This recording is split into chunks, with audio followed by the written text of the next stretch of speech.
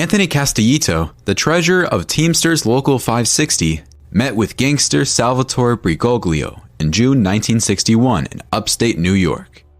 The federal government asserts that Briguglio and Harold Konigsberg murdered Castellito.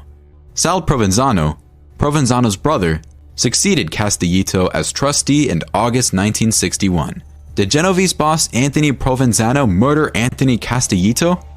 Stay tuned. Anthony Provenzano. Anthony Provenzano oversaw the criminal activities of the New Jersey branch of the Genovese crime family. He began his career as a business representative for Local 560 in 1948, and he held the presidency from 1958 to 1966, and was the secretary and treasurer from 1975 to 1978. Provenzano's notoriety for brutality and cruelty endeared him to the law enforcement community and earned him significant influence. Anthony Provenzano and his loyal followers had done a lot of damage to many important local Teamsters Union chapters over the years. Yeah, I'm surprised. I'm not surprised. By now, you must be wondering what sort of crimes Provenzano was into. Worry less. As this video advances, we'll talk about Provenzano's murder of Jimmy Hoffa, a person that was close to Provenzano for a split second. Keep watching. Jimmy Hoffa's relationship with Anthony Provenzano. With Hoffa's blessing, Provenzano used his position as vice president of the Teamsters Union to steal money for his purposes. Hoffa encouraged union-affiliated mafia bosses to use union locals as personal piggy banks to gain favor with the criminal elite. As a result of their criminal activities, both Hoffa and Provenzano ended up in federal prison in Lewisburg, Pennsylvania, serving consecutive sentences. The Tony Pro was able to establish himself as the most powerful inmate by using his position to gain the loyalty of his fellow inmates. They were best friends from the start. Even though Provenzano had promised Hoffa security in exchange for a loan to open a restaurant, the two had a falling out when Hoffa was unable to get the money from the Teamsters. Hoffa and Provenzano are claimed to have been bitter enemies when Hoffa told Provenzano, "It's because of guys like you that I got into problems in the first place." After serving their time, the two allegedly got into a fight at the airport, and Hoffa shattered a bottle over Provenzano's head. The Hoffa grandchildren were the target of Provenzano's vengeance threats. "I'll tear your heart out." What? According to reports, President Richard Nixon pardoned Hoffa in 1971 on the condition that he refrained from union activism. Even though Provenzano retained a great deal of power within the union, he was released within a 5-year ban on union involvement. Hoffa fought against Provenzano's return to Local 560 when his 5-year exclusionary term ended, while Tony Pro fought against Hoffa's bid for re-election as president of the Teamsters. While Provenzano had the power of a mafia boss, Hoffa had the support of many union members. With their growing online presence of several channels, finding reliable sources of information gets harder. That is why we exist to bring you the information in an unbiased and on fact-check basis. So why scratch your head on the subscribing? It's as easy as it should be when the channel in question is us. Turn on post notifications as well. Jimmy Hoffa's disappearance. At the time of Hoffa's death in the summer of 1975, Tony Pro was a prime suspect in the case. In the middle of a fight with the mafia over labor union politics, Hoffa was on his way to meet Provenzano, an ally turned enemy, for lunch at a restaurant in a Detroit suburb on July 30th, 1975. Nobody ever found where he had been buried, and no one knows who killed Jimmy Hoffa.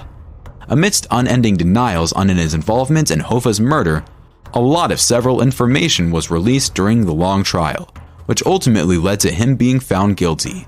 We'll bring you that bit in a second. Stay with us. Sal Briguglio, a Local 560 agent, is thought to have shot Jimmy Hoffa in the Jimmy Hoffa's conspiracy. In Charles Brandon's I Hear You Paint Houses, which served as the inspiration for the movie The Irishman, Hoffa's longtime friend and driver, Frank Sheeran, is charged with being the mastermind behind everything. However, what was believed to be the Irishman truth of the story was not what actually happened. In 1978, Tony Pro was convicted of the 1961 murder of Anthony Castellito and sentenced to life in prison. I don't understand people who commit violent crimes with guns. At least become a cop first, so you get paid. A heart attack took his life on December 12, 1988. He was 71 years old at the time. Anthony on Castellito's murder. Murdering Castellito in June 1961 in his fishing cabin in Kerhonkson, New York, on orders from Mafia boss Anthony Provenzano of the Genovese crime family, foreshadowed the disappearance of Jimmy Hoffa 3 years later. A return trip to New Jersey was finally made to dispose of the body. A tree shedder had destroyed Castellito's body. This occurred in Union City, New Jersey, when a feud sprang out between Provenzano and Castellito, the two owners of Teamsters Local 560. Despite extensive searching, Castellito's body has never been located, something that was still quite surprising. What exactly could they have done with the body? Briguglio was named Secretary-Treasurer of Local 560, despite having no recognized affiliation with the union. Provenzano was in Florida when Castellito went missing. When he got back to New Jersey, he gave the job to Briguglio. Revelations from the trial. At his 1961 murder trial, it was revealed that Mr. Provenzano had paid mafia enforcer Harold Konigsberg $15,000 to kill Mr. Castellito. At Mr. Konigsberg's vacation home in Kerhonkson, New York in Ulster County, Castellito was beaten with a lead truncheon and garroted with piano wire by Mr. Konigsberg and 3 other men. After Briguglio's appointment in September 1961, Provenzano's older brother, Nunzio, was named business agent in February 1963. Salvatore Sally Bugs Briguglio, Big Salsino, and Harold K.O. Konigsberg, all Provenzano crime family members, are suspected of murdering Castellito. Tony Pro's longtime right-hand man, Briguglio, has been suspected as the mafia hit's prime suspect. In the months leading up to his trial for the murder of Castellito in December 1978, Briguglio took his own life.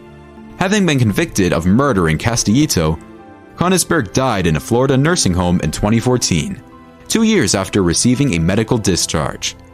Because of his testimony against Provenzano and Konigsberg in courts, Sino was placed in the Witness Protection Program.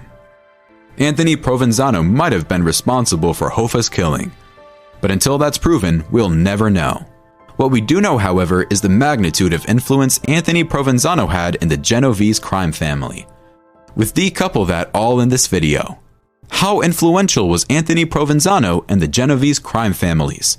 It's already uploaded, so you should check it out right away. Thank you for watching.